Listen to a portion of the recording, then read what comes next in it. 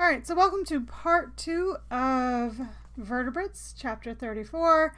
In this particular lecture, we're going to talk about the ray-finned fishes, the lobed-finned fishes, as well as the other organisms that evolved from them.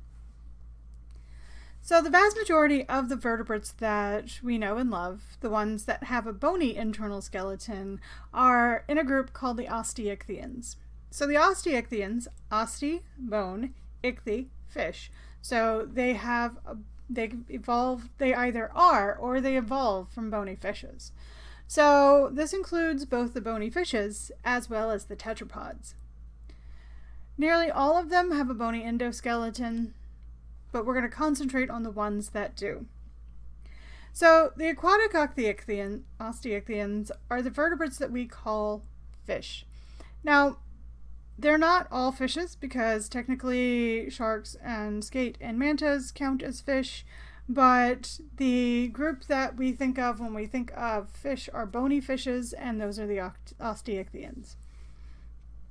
These also have a lateral line system that allows them to sense the environment of the water around them.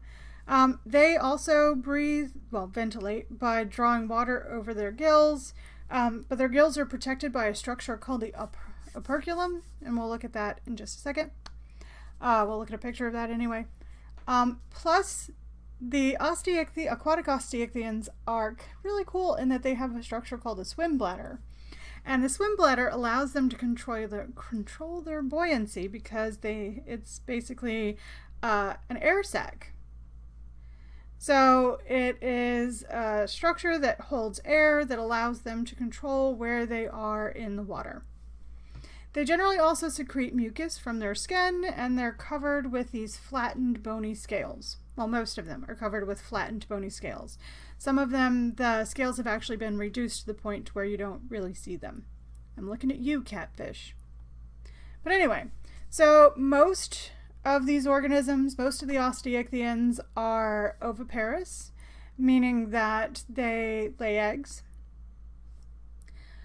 This includes everything from fish themselves, where they have external fertilization, where they lay their egg, the female lays the eggs, and the male comes along behind and fertilizes them, all the way up through amphibians and reptiles and birds. They all lay eggs, as well as very primitive mammals. We'll get to that. But some of them have internal fertilization. And this actually starts around the time of, we get the evolution of reptiles, birds, and mammals, as well as give birth. So they have live birth. I'm going to talk about all of those as we go through. So let's look at the part of the fish. They also have a dorsal fin, but they have... and you can also see their pelvic fin, their caudal fin at the back, the anal fin. You can see the lateral line on a lot of fish if you look closely. You can also see the edge of the operculum, that structure that covers the gills to help protect it, the gills inside, the heart, stomach, digestive system. What do you need to know of this? I'm so glad you asked. Just the stuff on the previous slide. The fact that there are gills, an operculum, that there's a swim bladder, that's what you need to know.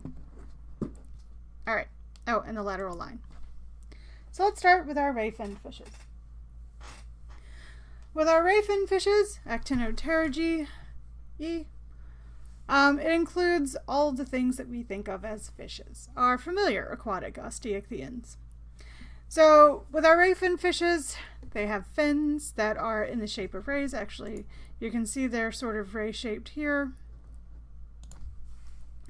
They're supported by long, so the fins themselves are supported by long, flexible rays, which are modified through evolution into various means of maneuvering, defense, and other functions. For example, in this yellowfin tuna, you can see that you have that streamlined body, but you also have that structure of the fins for maneuvering in water. The lionfish is venomous, so a lot of its rays have been modified for defense. And some actually have very reduced rays because they don't really swim that much. But the videos on this slide include information about yellowfin tuna, the fact that the lionfish is introduced and invasive in parts of Florida, cool stuff about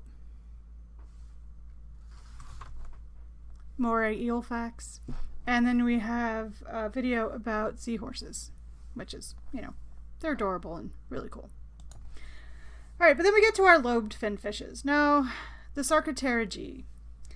The reason why we care about the lobed fin fishes is it's the lobed fin fishes that evolved the forelimbs that eventually evolved into tetrapods. So, why are they lobed fin fishes? So, their fins, rather than being ray fins, actually have these little lobes, these little extensions of the body that we now refer to as limbs. Well, the rudimentary limbs, beginnings of limbs. So they have rod-shaped bones in their pelvic and pectoral fins, so pelvic and pectoral fins, and these bones are surrounded by thick layers of muscle. Now, these lobes are used by these fishes oftentimes to essentially move along the surface of, well, along the bottom of the ocean or the bottom of whatever aquatic habitat that they're in. So they use these lobe fins in order to maneuver on the substrate of aquatic habitats. We've seen this in the extant species that we have, so we've seen this in the living species.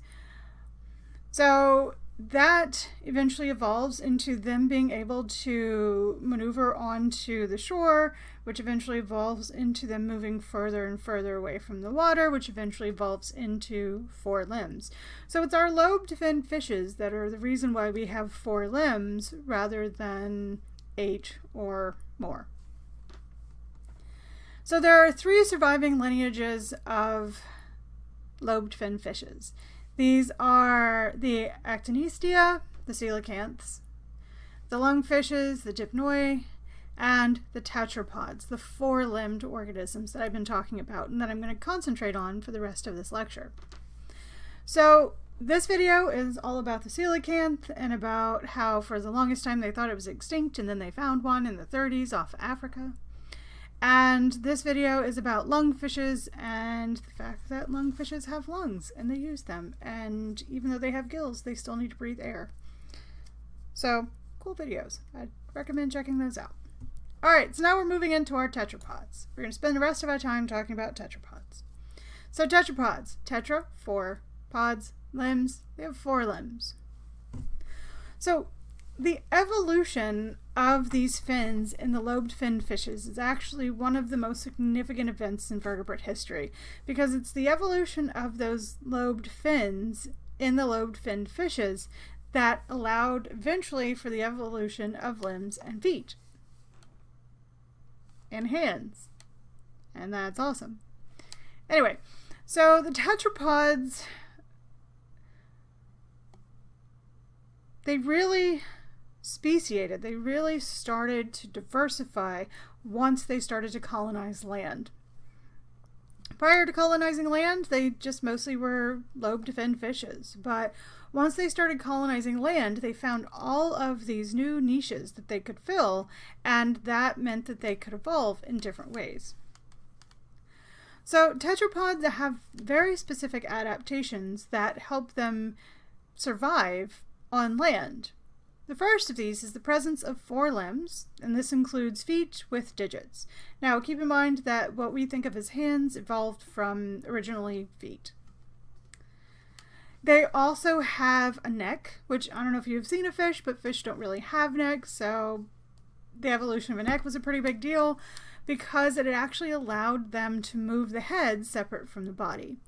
So if you think of early Batman without the ability to move his head, in order to move around, he actually had to move his whole body to look in any direction. But once he got that cowl that allows him to move his head in different directions, he's a much better fighter. Back to the point. Same with fish and tetrapods. Fish, in order to see around them, they actually have to maneuver their whole body, whereas by having a neck, we can swivel our head in one direction or another and actually see what's going on around us rather than relying on moving our whole body. In addition to that, they also have the fusion of the pelvic girdle to the backbone, so the hip structures actually start to fuse to the backbone, which allows for greater stabilization of the back legs. In addition to that, you also have the absence of gills. There's a rare exception with a couple of aquatic species, but for the vast majority of tetrapods, they do not have gills. They instead either engage in diffusion across the skin, but the vast majority of them have lungs. In addition to that, they also evolve specialized structures for detecting sound in the air. Now, we don't think of those as particularly special, but if you think about it, for fish in the water, sound travels differently through water than it does through the air, so being able to hear the things around us in the air was very important. And the structures that we developed for detecting that are ears. So ears were specialized structures. So there are three major groups of tetrapods that we're going to talk about. We're going to talk about the amphibians, we're going to talk about the reptiles with birds, and we're going to talk about the mammals. But we're going to talk first about the amphibians because the amphibians are still tied to water. So rather than being able to move away from water and evolve out of direct influence of water, amphibians still require water in order to reproduce. So amphibians are made up of around 6,000 species in 3 clades. These include the Urodela, which are the salamanders, Urodela tail ones. Then you have the frogs, Anura, an meaning without, Nura tail, so they're tailless. Then you have the caecilians, which are referred to as apoda, absent, poda, legs, legless. So the caecilians look a lot like little snakes.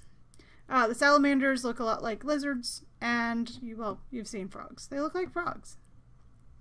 But some amphibians are either strictly aquatic, meaning that they only live in water environments, but they can also be strictly terrestrial, meaning that they only live in terrestrial environments. And then they lay their eggs in very moist habitats in order to keep, rather than in water, rather than to keep them from drying out. However, the vast majority of amphibians are found in damp habitats where it's very moist and also you have some water available for reproduction. So most amphibians have lungs for gas exchange, but they also usually have moist skin that helps with gas exchange as well. So they do exhibit some gas exchange across their skin in addition to using lungs for gas exchange. For amphibians, reproduction, they lay eggs, so they're oviparous. Wow, words. So they're oviparous. But the eggs that they lay require a moist environment, otherwise they will dry out because there's no membrane inside the egg preventing that desiccation. So there's no membrane inside preventing the egg from drying out. When fertilization takes place, fertilization is generally external, so the female will lay her eggs and then the male will fertilize them while she's laying them. So the video that's associated with this slide is actually about extinct giant amphibians, because amphibians for a long time they had a lot of giant species and they were really cool, so I thought you might want to watch a video about that. So why are they called amphibians? So ampha meaning both ways. So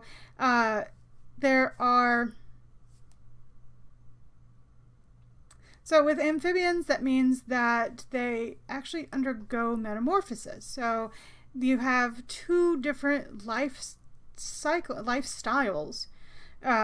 body structural shapes associated with the amphibian. Generally, what happens is they undergo metamorphosis from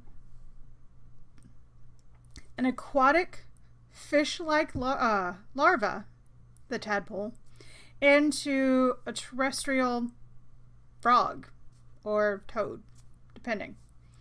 So, well, technically toads are just a subset of frogs, but that's a whole different story. Back to the point. So they start out as a fish-like aquatic larva, and then they undergo metamorphosis into a frog adult.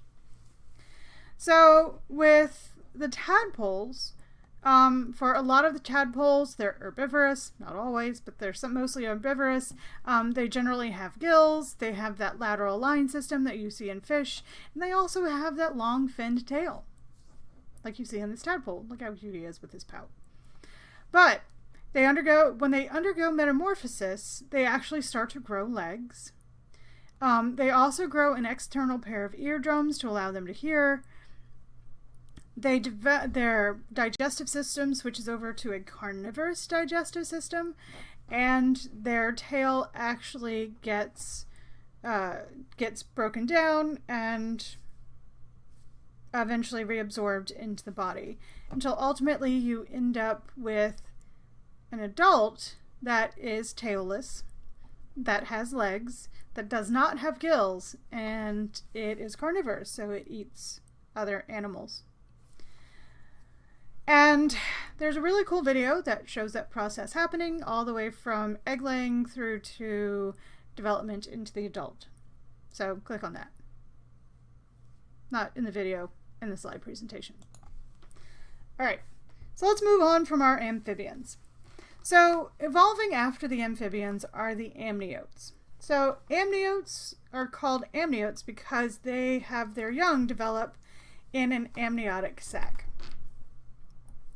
So these organisms evolved an amniotic egg, an egg with a membrane in it called the amnion. So it really actually contains more than one membrane. It contains several membranes that help protect the embryo.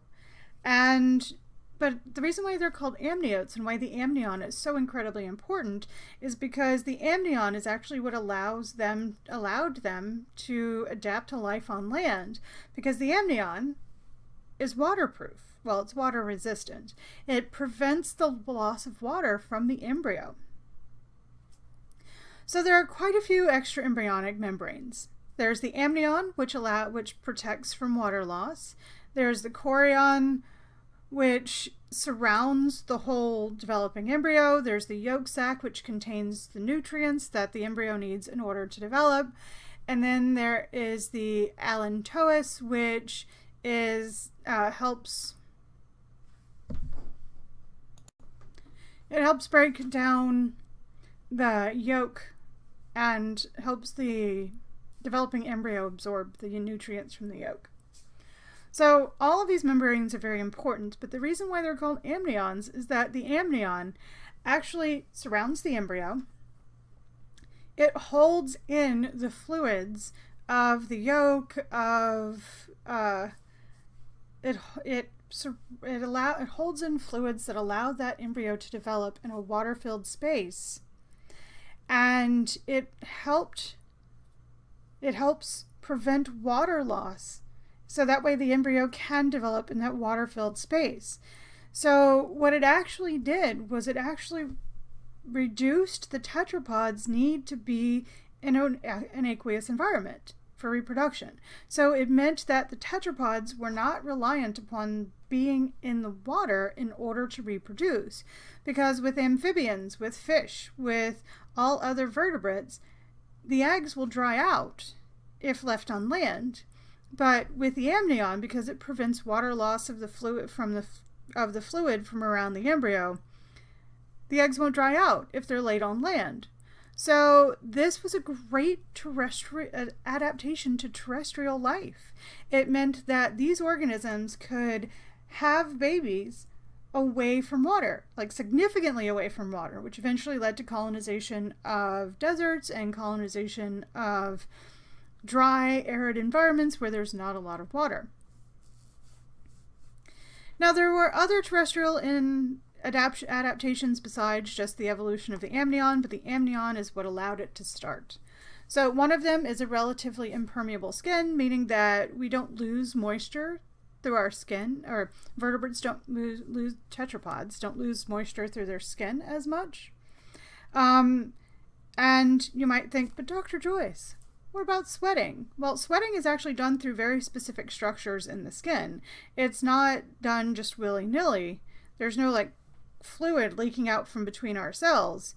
And that's the important thing, is that that prevents us from losing a lot of water. So that way it lessens our dependence on water.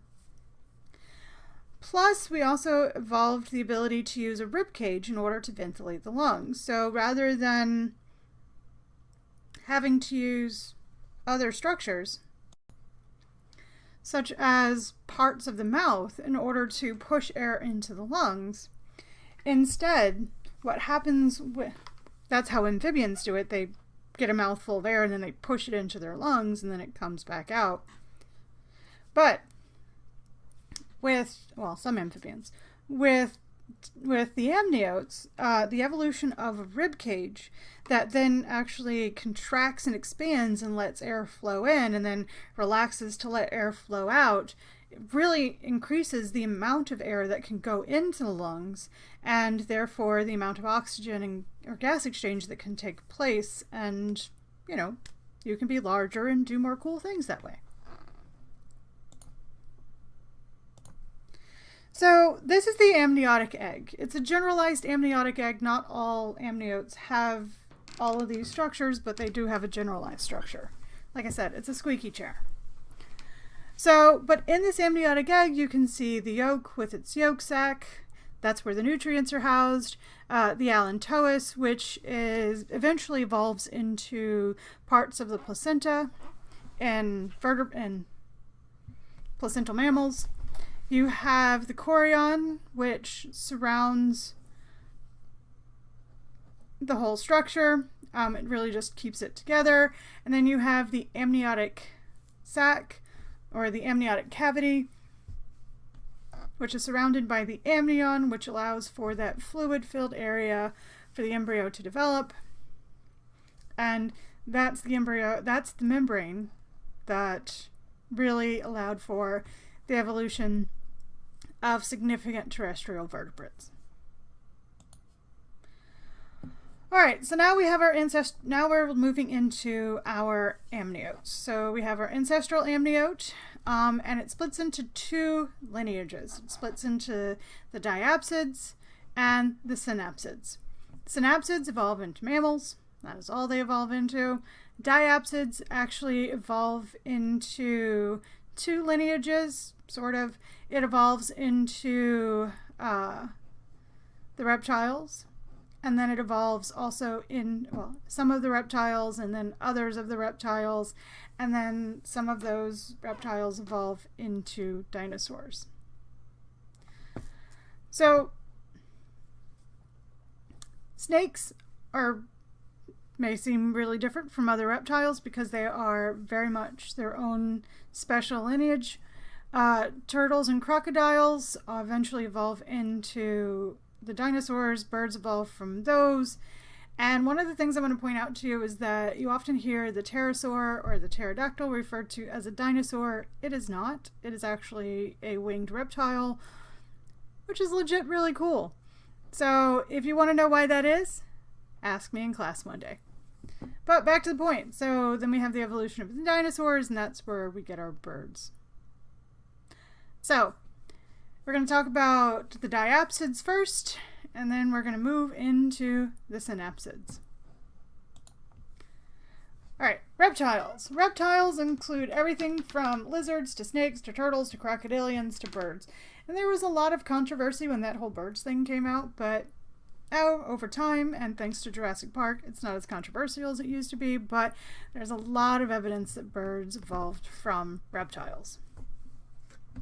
They're still treated separately because, a lot of bird scientists for a long time didn't want to think that their birds were reptiles, but that's fine. Alright, so what are characteristics that group reptiles together? Well, there's a lot of characteristics that group reptiles together. We're going to talk about a skeletal one in just a second. But reptiles generally have scales, or feathers, that are used to create a waterproof barrier. They also generally have internal fertilization. So, male fertilizes the eggs inside the female. And that occurs before the eggshell is secreted. So male fertilizes the female, the sperm reaches the egg before the shell is secreted, and then the shell is secreted as the shelled eggs are laid on land. Most reptiles are ectothermic.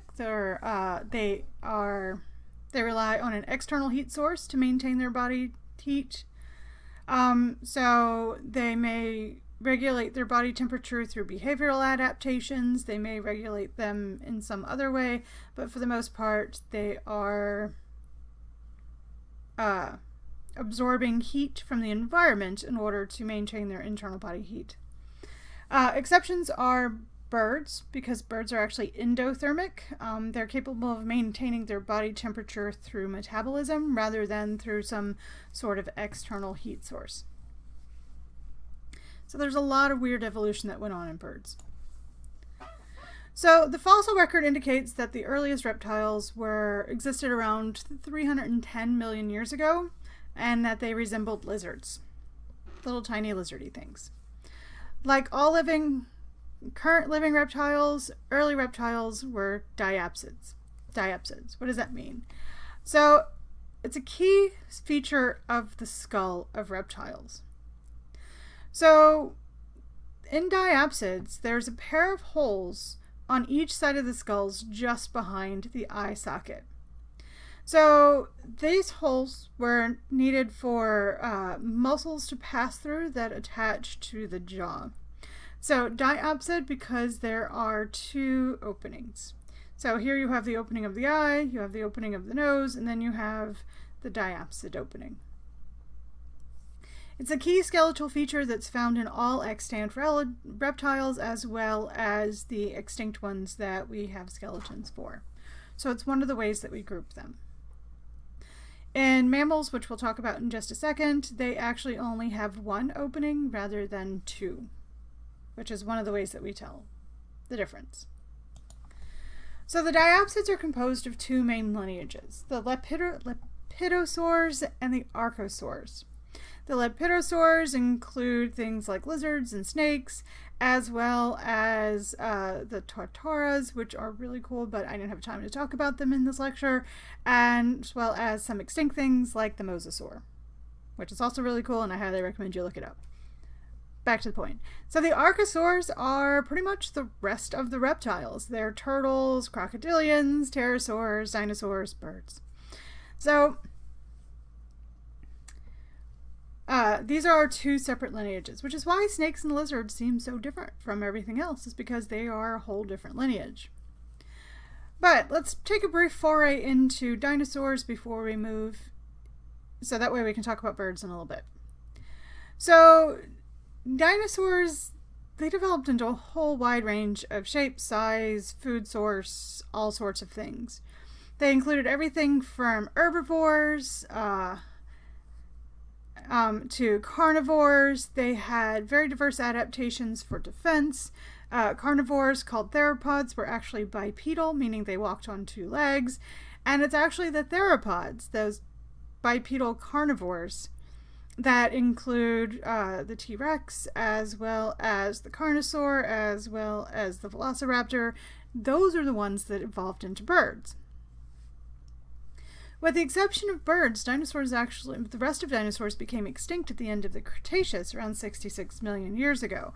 But we do still have many dinosaurs around, but we call them birds. So if you have a parakeet in your house, you have a little mini dinosaur. Congratulations. Okay, that's putting it very loosely, but you know what I mean. Alright, so let's go back to talking about reptiles in general. So let's talk first about the lepidosaurs, the squamates. The squamates include our lizards and our snakes. So they range in size from the very, very tiny jaguar lizard, which is about 16 millimeters long, so that's very tiny, to the Komodo dragon, which can actually be around 3 meters long. And then there are the very, very, very, very large snakes.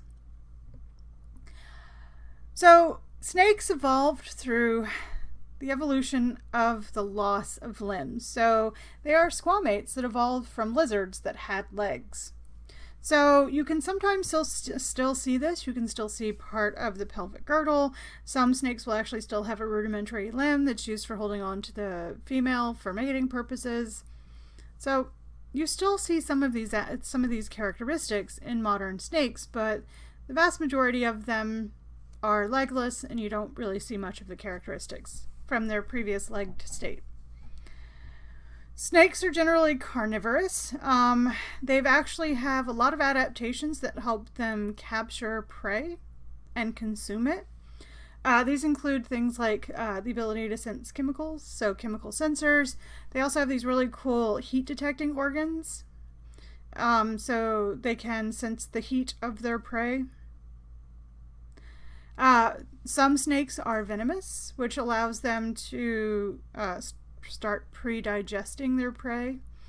And a lot of snakes actually have loosely articulated jaw bones and very elastic skin around their mouths, which allow them to essentially open their mouths 3 to 5 times larger than it normally would be, sometimes larger than that. So not all snakes have these adaptations. Well, let's try that again. Not all snakes have all of these adaptations, but they do have quite a few of them, and that actually allows them to find and capture their prey. Now, the video that's linked to this slide is about Snake Island, which it's a pretty long video. It's like 15 minutes long. It's mostly there if you get bored over Thanksgiving and just want to watch a cool video about snakes. Snake Island is a place off of South America somewhere that has so many venomous snakes on it, people are not allowed to go there. So check that out. Well, non-scientists aren't allowed to go there. Alright, moving on. Let's talk about turtles. So turtles. In turtles, we move into our other lineage of reptiles, the archosaurs. So we're going to talk about the archosaurs for the rest of reptiles. So, turtles. Turtles actually have some pretty distinctive traits of their own. We're going to skip the shell for a second. Including the fact that they actually lack holes in the skull behind the eye socket. So the diapsid trait that groups all these organisms together, they don't have that anymore because they lost it because of evolution. However, one of the major distinctive features of turtles, it's the shell. The fact that the spinal column as well as the ribs are actually fused to the shell, so the shell is made up, it evolved from those structures. So the vertebrae, the clavicles, so the collarbones, the ribs are all fused to the upper and lower shields of the shell. Turtles are found a lot of places. They are adapted to desert living, others live in ponds or rivers, and some live in the sea. Actually, we have sea turtles, which I'm sure you know because you live in South Florida, or Southern Florida. But sea turtles, gorgeous, beautiful animals, unfortunately endangered because fishing nets or beach development, because they lay their eggs on the beach. And people walk over their nests, break the eggs accidentally or deliberately, and that leads to fewer babies being born. Oftentimes, if you go to the beach around Fort Myers, or Bonita or Naples, you'll actually see cordoned off areas where sea turtle researchers have actually marked off where the sea turtle nests are, so that way people don't accidentally walk over them. And the link to the video on this page is all about sea turtles. Alright, so then we have our crocodiles. Crocodilians aren't just crocodiles, actually. They include both alligators and crocodiles. So they belong to an archosaur lineage that actually dates back to the late Triassic. So this is a very old lineage that's around 200 or so million years ago. Now, living crocodilians, or extant crocodilians, are actually restricted to warmer regions, which is why in the US you generally find them in places like Florida and in Louisiana, because those are fairly warm regions. The main example that we have of a crocodilian that we have in the US is the American alligator, but there are some native actual crocodiles in the US. The cool thing, though, is that crocodilians actually exhibit some parental care, at least the mothers do. So the video that's linked to this page is about parental care in crocodiles, not in the US, just in general. All right, so then we move into our other archosaurs, the birds. So birds evolved from small feathered carnivorous dinosaurs. So feathers have actually been a condition of birds since before they were birds. Oops, I hit the wrong button. Actually, I think this is a good place to take a break, and I will see you in part 3.